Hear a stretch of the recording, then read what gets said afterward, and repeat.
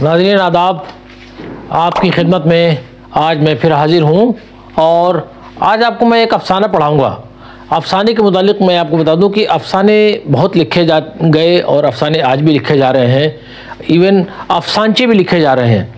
लेकिन ये है कि ऐसा अफ़साना जो आपको अपनी तरफ तवज्जो आपकी मबज़ूल कर ले, आपको अपनी तरफ खींच ले, ऐसे अफ़साने बहुत कम लिखे गए हैं। तारीख़ इस बात की शाहिद है कि वो अफ़साने, वो फ़नपारा अपनी कारी को अपनी जानिब तवज्जो मबज़ूल करता है जिसमें कुछ जाज़बियत होती है, जिसमें कुछ मवाद होता है, जिसमें ख़ास तौर से ऐसी कशिश होती है जो हर लिहाज से अफ़सानवी लवाज़मात को पूरा करता है और उसे कारी को पढ़ने पर अपनी तरफ तवज्जो मबज़ूल करता है। ऐसे अफ़साना निगारों में बहुत से ऐसे लोग आप सुनेंगे, देखिए कि मैंने उर्दू जो सीखी है वो एक अफ़साना निगार थे जो कि जासूसी नावल लिखते थे, नावल निगार थे इब्न सफ़ी के बारे में आप देख लें कि किसी अपने बड़े बुजुर्ग से सुनिए कि आपको उर्दू कहाँ से आती है, वो यही जवाब देंगे कि मैंने इब्न सफ़ी के नावल पढ़े हैं, उनसे मुझे उर्दू आई है। इसी तरह से जितने भी अफ़साना निगार गुजरे हैं, असमा चुग़ताई को ले लें आप, और दूसरे अफ़साना निगार को ले लें, तो उनके अफ़साने बहुत काम के अफ़साने रहे हैं और समाज को कोई पैगाम देते हैं। इसी तरह से लाहौर के ये जो पाकिस्तान के हैं अफ़साना निगार जिनके बारे में आज मैं गुफ्तगू करने के लिए खड़ा हुआ हूँ, आपके रूबरू हूँ, वो हैं सादत हसन मंटो। मंटो पर बड़ा इल्ज़ाम ये है कि ये फ़ोश अफ़साना निगार हैं। इनके यहाँ जो है वो बड़े ऐसे यानी जो मुकालमे हैं, ख़ास तौर से जो कंटेंट है, जो मवाद है, वो जो है वो समाजी तकाज़ों के ख़िलाफ़ है। लेकिन मंटो का यह दावा है कि उन्होंने माशरे में जो कुछ भी देखा उसको अपने अफसानों में मिनोन पेश करने की कोशिश की है। वो नज़रें आपकी उधर नहीं जाती हैं। मंटो ने एक कूड़े का एक ढेर लगा हुआ है और उस ढेर में एक तीली से कुरेदने की कोशिश की है और कुरेद कर सिर्फ इतना दिखा दिया है कि इस तरफ देखें, यहाँ पर जो है वो गंदगी है। तो हमारी मंटो ने कहा कि आपकी निगाहें हैं जो उस जानिब नहीं जाती हैं, ये मेरा कलम है जो कुरेदता है उन चीज़ों को और आपको उस तरफ दिखा देता है कि आपके माशरे में क्या खराबियां हैं, क्या बुराइयां हैं। तो मंटो एक बड़ा फनकार था, बड़ा कलमकार था, बड़ा बेबाक अफसाना निगार था। तो ऐसे अफसाना निगार को पढ़ना न सिर्फ ये कि तलबा अजीज़ आपके लिए ज़रूरी है, बल्कि जो लोग उर्दू से मोहब्बत करते हैं, जो लोग जो है वो अदब से मोहब्बत करते हैं, जो लोग जो है अफसानों से दिलचस्पी रखते हैं, उनके लिए ख़ास तौर से मंटो के अफसानों को पढ़ना बहुत ज़रूरी है। आज मैं मंटो की सवानें जो मुख्तसरन आपके यहाँ दी गई है वो आपके ज़हनी सतह को मलहूज़ रखते हुए दी जाती है। मंटो की सवानें इतनी नहीं है जितनी आपके निसाब में यहाँ शामिल है, बल्कि मंटो की सवानें बड़ी तवील है, लेकिन यहाँ हम आपसे मुख्तसरन इन्हें उनकी सवानें पर गुफ्तगू करेंगे और आपको बताएंगे कि मंटो कहाँ पैदा हुए और मंटो की वफ़ात यानी उनका इंतकाल कहाँ हुआ और उन्होंने कौन कौन से अफसाने लिखे। तो देखिए, सादत हसन मंटो 11 मई 1913 को सिमराला ज़िला लुधियाना में पैदा हुए। इब्तिदाई तालीम अमृतसर में हासिल की। उनकी अदबी ज़िंदगी का आगाज़ लाहौर से हुआ, यानी जो कुछ लिखना पढ़ना शुरू किया उन्होंने, वो उनका जो जगह थी वो लाहौर थी। और पहले लाहौर के बाज़ अखबारात और रसायल में मुलाज़मत की। अखबारात का मतलब ये होता है कि जो भी अखबारात निकलते थे वहाँ, और जो रसायल थे उसमें उन्होंने जो है वो अपनी अदबी ज़िंदगी का आगाज़ किया। वहाँ छोटे छोटे अफसाने लिखे उन्होंने, वहाँ से उनके फ़न का आगाज़ होता है। फिर फिल्मी कहानियाँ लिखने के इरादे से मुंबई जा बसे। कुछ अरसे तक ऑल इंडिया रेडियो से भी मुंसलिक रहे, यानी वाबस्ता रहे। उन्होंने अफसानों के अलावा खाके और ड्रामे भी लिखे। खाका एक लफ्ज़ आया इसमें। खाके के बारे में बता दूं आपको कि खाका कहते हैं स्केच को, यानी अगर आपको किसी का खाका लिखना है तो आप सबसे पहले एक काम ये करें कि उस शख्स को जो है से उसको अपने सामने या कहें कि आप बैठ जाएं या दराज हो जाएं या लेट जाएं और उसके जो है वो यानी सर से लेकर पैर तक के उसको बगौर देखें, पहले उसका एक नक्शा अपनी आंखों में बसाएं। उसके बाद उसके एक एक चीज़ को, यानी उसकी आंखें कैसी हैं, उसके जो है वो अबरू कैसे हैं, उसके जो है वो होंठ कैसे हैं, वो चश्मा किस तरह का पहनते हैं, वो लिबास किस तरह का जेबतन करते हैं, तो ये उसकी जो ज़ाहिरी वज़ाक़ता है उसको आप कलमबंद कर दें। उसके बाद बातनी जो उसकी चीज़ें हैं, यानी उसकी फ़िक्र कैसी है, उसकी तबीयत कैसी है, उसका मिजाज कैसा है, इन सब चीज़ों को जब आप कलमबंद करेंगे तो ये दोनों चीज़ें मिलाकर खाका कहलाएंगी। यानी अगर कोई शख्स मर गया है और आपको उस शख्स को उसकी तस्वीर दिखाना है उसे कि वो शख्स कैसे थे, तो आप उसके बारे में इतना जानते होंगे कि इतनी गौर से आपने उसको देखा होगा कि उसकी ज़ाहिरी और बातिनी दोनों तस्वीरें आप उसके खाके को पढ़कर जाहिर हो जाएंगी।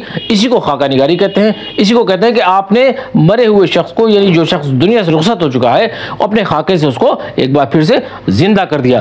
तो ये जो है जो थे मंटो जो थे वो खाके लिखते थे और ड्रामे भी लिखते थे। ड्रामे के बारे में इससे कबल आपको बता चुका हूं कि ड्रामा के माने होते हैं टू डू, यानी करना। तो नुक्कड़ नाटक होते हैं, ड्रामे होते हैं, वो आप जो है इस तरह से उन्होंने ड्रामे भी लिखे। इसमें शक नहीं कि उनके खाके भी लाजवाब हैं, लेकिन जिस सिंफ ने उन्हें जिंदा जावेद बनाया है वो उनके अफसाने हैं। जिंदा जावेद का मतलब ये होता है कि हमेशा उनको की शोहरत जो उनको मिल गई वो उनके अफसाने ही हैं, यानी अफसानों से उनको जो है हयात जावेद मिली है। और उनके यहाँ अफसानों के उम्दा फ़नी नमूने मिलते हैं, यानी अफसाने में के जो ख़ास जो टेक्निक है, ख़ासतौर से जो शऊर की रोज जिसे कहते हैं, वो मंटो के यहाँ मिलती है। तो फन के एतबार से अफसाने उनकी बेहतर ना होते तो आज तक उनके अफसानों को पढ़ा नहीं जा रहा होता, इसीलिए उनके अफसानों को लोग पसंद करते हैं। उन्होंने अफसाने की ज़बान को तकल्लुफ़ से आज़ाद किया। उनके मुकालमों में बेतकल्लुफ़ी से बढ़कर कभी कभी बाजारी ज़बान का भी इस्तेमाल मिलता है, यानी उन्होंने ये नहीं देखा कि हाँ हमको नहीं, किसी कैद में नहीं रहे मंटो ने अपने अफसाने पर निगाह रखी कि मुझे अफसाना किस तरह का ड्राफ्ट करना है, किस तरह का लिखना है, और उन्होंने जो है वो अगर उसके लिए उनको बाजारू ज़बान का भी इस्तेमाल करना पड़ा है तो उससे उन्होंने गुरेज नहीं किया है। तो उनके जो है पेश नज़र अफसाने को लिखना रहा है। और मगर वो अपनी इसी गैर रिवायती ज़बान में एहसास के तारों को झिझोड़ कर रख देते हैं। यानी गैर रिवायती जो ज़बान है, यानी रिवायती क्या होती है, जो अफसाने जिस तरह से लिखे जा रहे हैं, जो उसका अंदाज़ है, जो उसका उसलूब है, जो उसका तर्ज है।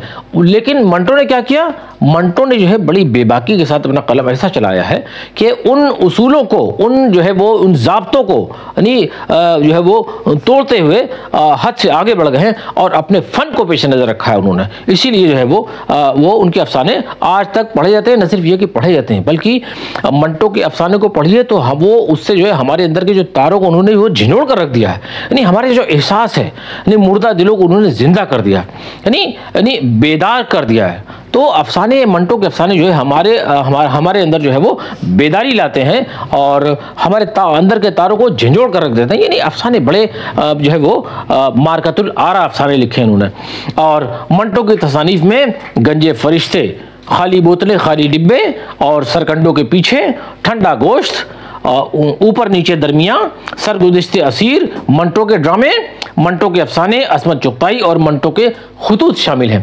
तो 18 जनवरी 1955 को मंटो ने लाहौर में वफात पाई। इस तरह हम देखते हैं कि आप अगर मंटो का जो है वो ठंडा गोश्त उठाकर देख लें, वहाँ आप देखेंगे कि मुख्तसर अफसाना है ये, लेकिन जिस तरह से आप जो है वो उन्होंने अफसाने का जो ताना बाना बुना है वो बड़ा अहम है और इसमें जो मुकालमे हैं वो बड़े लाजवाब हैं। और अफसाने के इसका जो प्लॉट है, ख़ास तौर से मैं ठंडा गोश्त की बात कर रहा हूँ आपसे, इसका जो प्लॉट है वो बड़ा गुथा हुआ है। और इस तरह से एक ही बार में जो नाक़िदीन अदब है उन्होंने ये तस्लीम कर लिया है कि मंटो एक बड़ा फ़नकार था, मंटो एक बड़ा अफसाना निगार था, इसीलिए आज तक उसके अफसाने ज़िंदा हैं और रहती दुनिया तक मंटो के अफसानों को तस्लीम किया जाता रहेगा। मंटो पर शुरू से काम होता रहा है, आज भी काम हो रहा है, उन पर तहकीक हो रही है और मंटो पर आगे भी काम होती रहेगी। तमाम फिल्में बनी हैं, तमाम जो है वो उनकी जो है चीज़ों को पसंद किया जाता है। हाँ, ये बात अलग है, जो शख्स जितना बेबाक होगा उसके मुखालिफिन भी उतने ज़्यादा होंगे।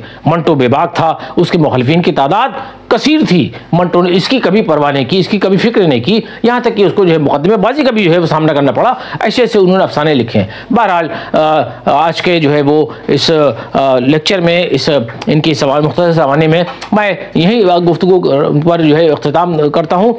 और मंटो का जो अफसाना आपके निसाब में शामिल है वो है, उसका उन्वान है मंजूर। मंजूर अफसाना वाकई में जिस तरह इन्होंने लिखा है कि मंटो के अफसाने हमारे अंदर के तारों को झंझोड़ कर रख देते हैं। आप मंजूर अफसाना जब मैं आपके पढ़ूंगा आपके सामने, तो आप देखिएगा कि वाकई में आपके अंदर के तार को मंटो का ये अफसाना ज़रूर झंझोड़ कर रख देगा। तो लिहाजा आइंदा वीडियो के लिए हमारे साथ बने रहिएगा। और मैं इस गुजारिश के साथ अपनी बात को ख़त्म करना चाहता हूँ कि आप हमारे वीडियोज़ को देखते हैं, हमारे चैनल को देखते हैं, इसे लाइक भी करें, सब्सक्राइब भी करें और बेल आइकन दबाना ना भूलें। और इस हमारी गुफ्तगू को ज़्यादा से ज़्यादा लोगों तक शेयर करें ताकि लोग हमारी गुफ्तगू से फैज़याब हो सकें और उर्दू अदब का फ़रोग़ हो सके। मैं इन्हीं कलिमात के साथ रुख़्सत चाहता हूँ। बहुत बहुत शुक्रिया। खुदा हाफिज़।